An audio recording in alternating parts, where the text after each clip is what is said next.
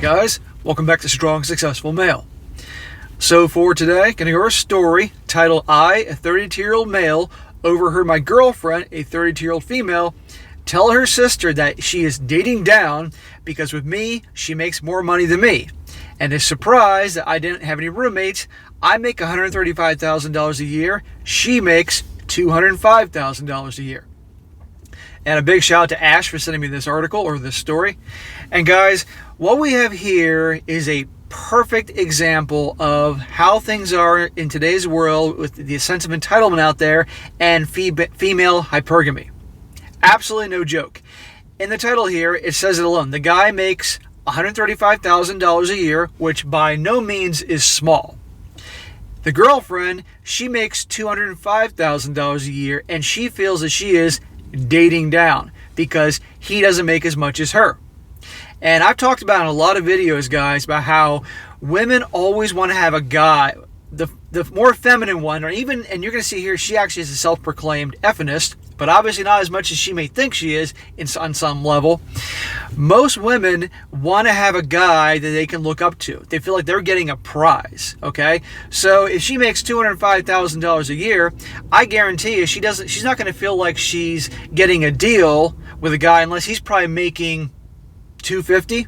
Almost maybe about 25% more than her at bare minimum. She'd probably feel entitled to a guy who makes $300,000 for her to feel like she's actually getting a deal, getting a guy that's a prize. Okay? But meanwhile, her boyfriend here in this story, who makes $135,000 a year and he's only 32 years old, she's dating down. All right? It's absolutely ridiculous because pretty much anywhere in this country, the United States, you make $135,000 a year and you're 32 years old, you're doing pretty damn well. Okay, even in the most expensive cities like New York City, Boston, San Francisco, Los Angeles, other types of places, that's still not too bad. I think you're gonna be fairly comfortable. I mean, anybody from those cities, let me know. Okay, I'm from the Boston area, so I know at least up here what it's like.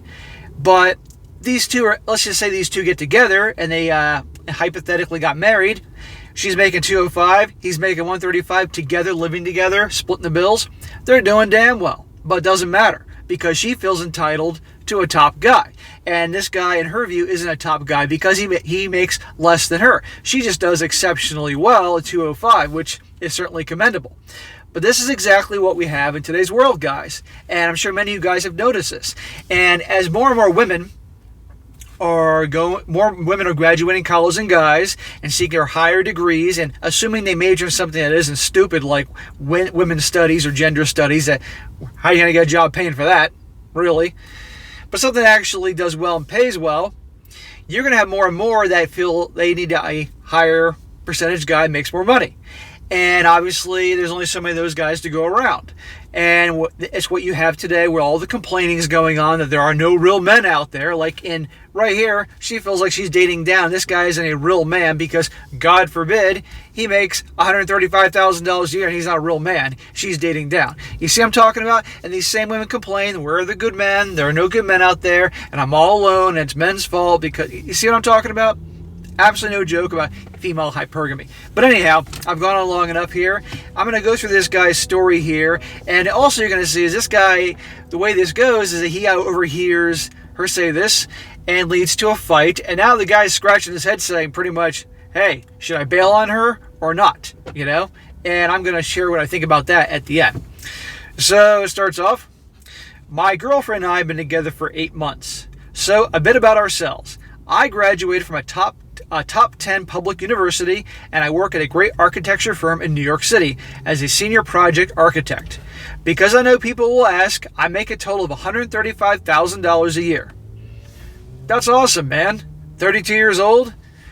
You got your whole life ahead of you. I mean, imagine how well you're going to do later on in the future when you got a lot more experience under your belt. He says, my girlfriend works as a software developer, and she went to a decent state school and works at a tech company as an engineer. Well, there you go right there. A tech company, okay?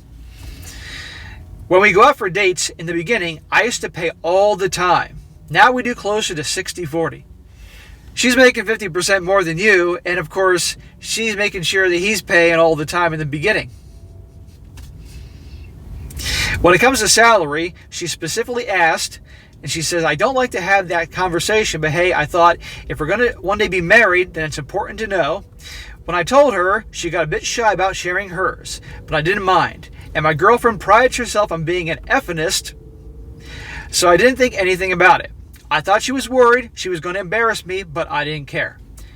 So they've been together for 8 months, and already they're yapping about marriage. What the hell is this guy thinking? Now, I'm just going to say this here. He says here that she prides herself on being an effinist. Well, correct me if I'm wrong, but aren't the effinists the ones that say that pretty much a man and woman pretty much everything should be equal, and it shouldn't make a difference like in a couple, in a relationship or marriage. If the wife makes more and the husband makes less, it shouldn't matter, Well, guess what? Turns out a lot of these types are big, giant hypocrites, because guess what? In this situation, it does matter.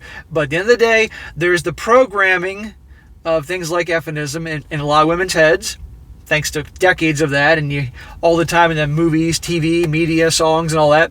And then there's nature trying to get the best provider, because at the end of the day, the best back in the day, the women wanted to mate with the guy who was the strongest, most dominant one, so they could have strong, dominant children to survive to adulthood, just kind of like in the animal kingdom in many cases. But here, in our world, it's obviously a dude that can make a lot of money and provide. So there's what she's been programmed by effinism, and then there's obviously what nature has, actually the real programming going on there. Anyhow, getting married after 8 months, you gotta be out of your damn mind. This is how things went down. I was in the living room working out, and she was on the phone with her sister. I was doing push-ups and wasn't paying attention, but it went like this. Her sister was going to leave Washington, D.C. and move to New York City. And she was like, this is his girlfriend here. She was like, oh, don't come to New York City. The dating here is a hellhole. This is when I started listening. And she said that she had to date down. She said, my name is a sweet guy, but he doesn't do that well. He only makes, wait for it, $130,000, and I'm surprised he wasn't living with roommates. He only makes $130K? And she says that she has to date down. Can you imagine that? You're there and you think everything's going pretty well, and you overhear your girl, say that she's dating down, she's settled with you, and in your mind, you're thinking, I'm doing pretty damn well. I'm feeling pretty good about myself. That now she's dating down, that's why she makes more money. I kid you not. Guys, you could literally make $1 million a year, and then you can meet a girl and she makes $2 million a year. She makes it $1.5 million a year. She's dating down by dating you. She'd want a guy that makes $2 million a year, $2.5 million a year. That's when she feels like she's getting a deal. I know it sounds ridiculous, but this is an example of the sense of entitlement out there. And again, female hypergamy. What? Guy makes $1 million. Doesn't matter. If she makes more, she's dating down. Just like here. She says, she went into other parts and then mentioned that this isn't what she envisioned with her life. You gotta be kidding. Who the hell does she think she is? Right? I'd love to know what this girl looks like, what her body type looks like, what her personality is like, what she's like in the sack. But because she makes the amount of money, she's superior. Okay? She's an asshole, let's be honest here. After she got off the phone, I confronted her. Good for you, man. First of all, she gets angry with me in saying that she deserves privacy. And I told her that was BS. And that she talks about being open, so let's talk. The thing is, massively summarized, we talked for over 6 hours and resulted in me leaving for my cousin's apartment. 6 hours? That's a lot of talking, man. I think he could have cleared all that up probably in about 15 minutes max, but okay. But good for this guy for getting the hell out of there. Long story short, she told me that she loved me and is happy with me. No, she's not. Because you just overheard her say to her sister on the phone when she didn't think you were listening that she's dating down with you and essentially settling with you. And said, oh, you're a sweet guy, but she didn't imagine it. She said, I didn't envision my life like this. That's bullshit what she's saying there. Okay, she's covering her tracks, because even though she feels like she's dating down, she also probably doesn't want to be alone, because guess what? She's 32 and doesn't want to have to start over. So she's quickly trying to cover her tracks and make up for this, putting her foot in her mouth. Okay. She's not. She doesn't love him and is not in love with him. No way. Consider this a blessing. He's dodging a bullet here. He's seeing her true colors. She then says, now listen how she's going to start gaslighting him. She then says, it's just that if I'm going to judge you by societal norms that we all know is out there, then I'm not doing that well. I got angry about all this. I told her that I'm doing great in my field and that her field pays more, but that doesn't make her better than me. Exactly. This guy's doing great. $135K and he's 32 years old. He's going to do great. He's doing great. He's going to do even better as he gets more and more experience as an architect. Probably go to a different company, a different firm, and do even better, with the experience he has and the skills he's gotten over time. But at the end of the day, it doesn't matter because she makes more money and therefore she's better. He also says, and that my title is much higher than hers, that I actually manage a team of 10. Aha. She starts going off on how computer science brings in a lot more talented people, but it doesn't matter that she doesn't want to have this conversation because it's hurting my male ego. It has nothing to do with his ego. He's happy with what he's doing. It's the fact that she insulted him and said that she was dating down. But see how she's twisting it around, making him be the bad guy and doing this whole male ego crap, typical effeminist way of handling things. I got angry and I told her that my ego is just fine, that being talked down to is effed up. This leads to more back and forth, and that if she wants to compare me by societal standards for men, then I will compare her to societal standards for women. Good for you, man. I'm glad this guy's standing up to her. That she isn't a catch by any means, that does anyone really want a 30-plus-year-old girlfriend? Ooh. She starts crying and insulting me more. Says that she gave me a shot and that I treat her like this. Here we go. Again, when she's thinks she's alone or when she's fired up, that's when her true ugly colors come out. She gave him a shot. What makes her the big prize? She's past her prime. She's in her 30s now. It's downhill from here. And I don't know what she looks like, but you're going to see in a moment, guys. There's a reason this guy attracted an effeminist woman like this. You're going to see them. There's little clues in here I've already observed, and there's more I'll point out. I got even angrier after this, and I just left. Good. Don't fight with your girl. It's not going to go anywhere. You're not going to win. It's best to always just walk away. When they start being jerks, when they start being rude, disrespectful, especially in public, guys always walk. Never fight with women. You're not going to win because they're going to just twist things around and yell and scream and throw a tantrum. And if anybody sees this, they're automatically going to side with the woman. And then in today's world, you get, the police involved or something. He says, I got angrier and I just left. I don't know what to say. I am okay with dating women that makes more money than me. Really, I don't mind. But I hate that she thinks she is smarter and dating down being with me. Exactly. Okay, this guy's comfortable with who he is. He's doing darn well, and that's good. But why would he want to be with someone like that? And it's not going to work. Okay? In my opinion, this was a blessing that he heard this. And as good as he stood up for himself and confronted her. Because a lot of guys that are definitely true beta guys and they're passive would never stand up to a girl like this. So that's very, very good. You can see why he's in charge of 10 people in his firm. Probably eventually will be in charge of more. But imagine how this relationship is going to go if he stays with her. Okay? She's always going to think she's better than him. He's going to know this. And imagine they got married and had kids. And then she would probably want him to stay home with the kids because she makes more money. That's how it would go. And she would look down on him more because he's in the traditional role as the man is doing the traditional role as the woman, and she is doing the traditional role as the man. And then he'll start resenting her. She'll start resenting him because she'll adopt more masculine behavior. He'll start picking up more feminine behavior. And next thing you know, cheating is going on and all that. It's not going to work. And it's not going to work not because of him. He's cool with the situation. It's not going to work because of her. He says, that's messed up. Also, too, in our conversation, she compared me to some of her exes that had more money than me. See? She had exes that had more money than her. But let me guess. The ex-boyfriends that had more money than her and did better than her, they didn't want her. Because guess what? Probably her attitude. Maybe because she's getting older. Who knows? So she had to settle for this guy. And so that's probably what happened here. I mean, actually, it is what happened. She said she's dated down. She found a guy that obviously didn't care she was making more money, that was making less money, because probably the guys that she really wanted, no doubt, they didn't want her. She says, he goes on, and I can understand that if a girl is used to a guy paying for everything, it can be a bit of a change of pace. I get that. Look, I wish I made enough to where I could pay the bill without blinking. I wish I could, and I hope to one day. But the catch is, these guys didn't even date her. They hooked up a couple times, and they might have taken her to a couple fancy restaurants. They weren't official. So she was going out with some high value guys that by no means wanted to make her a permanent thing, but he was ready to make her a permanent thing. And that's why she stayed with him, because she's 32 now, so let's just say she was probably pushing 30 back then.